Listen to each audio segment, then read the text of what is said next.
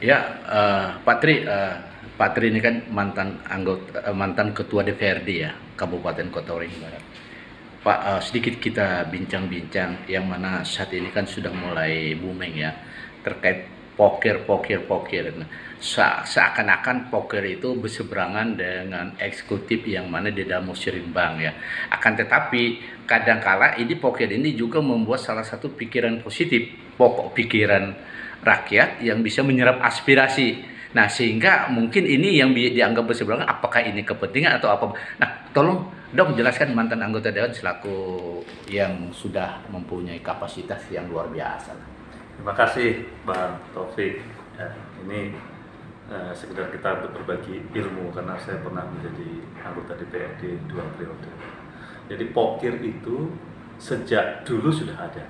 Ya, memang itu adalah politik anggaran yang dimiliki oleh DPRD. Jadi pokir ini diserap oleh anggota DPRD pada saat beliau melakukan monitoring, melakukan reses, bahkan juga menerima masyarakat yang datang langsung ke DPR. Karena DPR mempunyai 3 fungsi legislasi, fungsi anggaran, dan fungsi pengawasan. Ini salah satunya adalah anggaran, yaitu politik anggaran. Pokir, dengan adanya pokir itu sebenarnya mempermudah masyarakat untuk menyampaikan aspirasi kepada wakilnya, kepada pemerintah. Karena bicara pemerintahan daerah itu ada 2, legislatif dan eksekutif. Nah, mungkin masyarakat pernah mengusulkan kepada pemerintah melalui musrembang desa sampai musrembang kecamatan. Namun dari sekian usulan itu mungkin tidak semua terserap.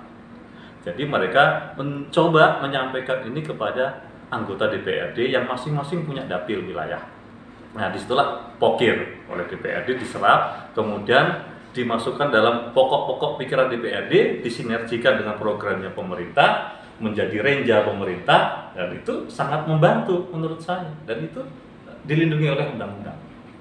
Jadi ini merupakan salah satu bisa membuka jalur yang mana informasi masyarakat yang saat ini mungkin vakum ya di pemerintahan, mungkin lewat jalur pokir ini yang bisa masuk untuk informasi itu yang bisa terserap gitu ya. Betul. Salah satu bentuk komunikasi pejabat politik dengan masyarakat, dengan konstituennya adalah salah satunya adalah seperti ini.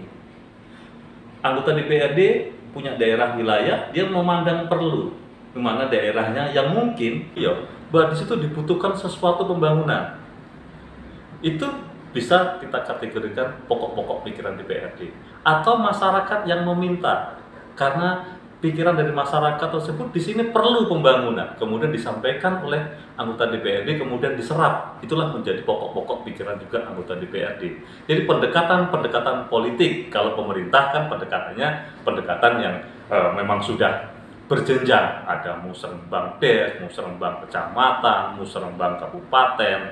Nah, semua nanti akan terangkum di situ. Hasil dari musrembang itu dipadukan dengan pokok-pokok pikiran anggota DPRD sehingga itulah menjadi renja kerja pemerintah daerah. Tapi apakah dalam tanda kutip ini tidak kepentingan politik sehingga menjadi asumsi bahwa itu jangan-jangan ya ada dugaan kelompok-kelompok tertentu atau bagaimana Anda menyikapi ini? Yang namanya pejabat politik pasti ada kepentingan politik, tidak mungkin. Bupati itu adalah pejabat politik, DPRD adalah pejabat politik. Yang tidak pejabat politik itu hanya kepala dinas sampai sekda. Artinya kalau pokok-pokok pikiran DPRD itu selalu di dalamnya ada muatan politik, itu pasti tidak bisa dipungkiri. Apalagi namanya politik anggaran. Itu sangat pasti. Nah, tinggal bagaimana transparansi yang diberikan oleh pemerintah daerah ini kepada khalayak umum.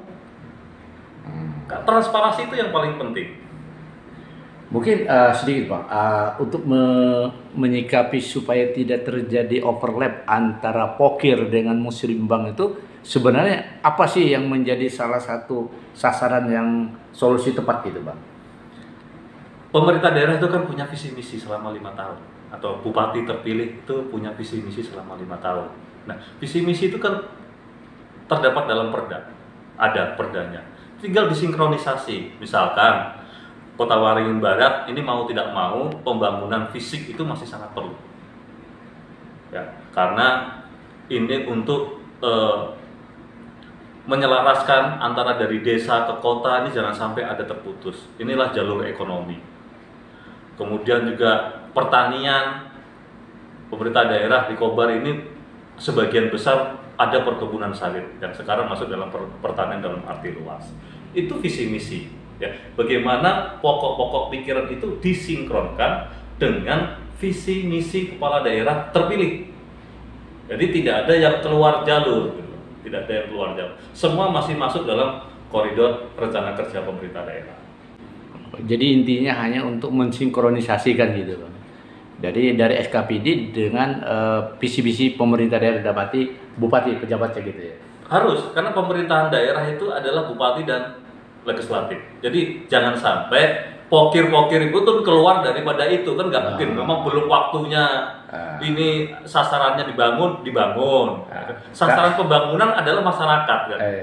Kemudian yang tidak kalah penting, pokok-pokok pikiran itu bisa menumbuhkan ekonomi. Tapi kalau pokir itu dilakukan untuk kepentingan oknum tertentu, apakah ini salah atau tidak? Ya, tanda kutip kalau itu kita punya institusi yang mengawasi jalannya pemerintahan.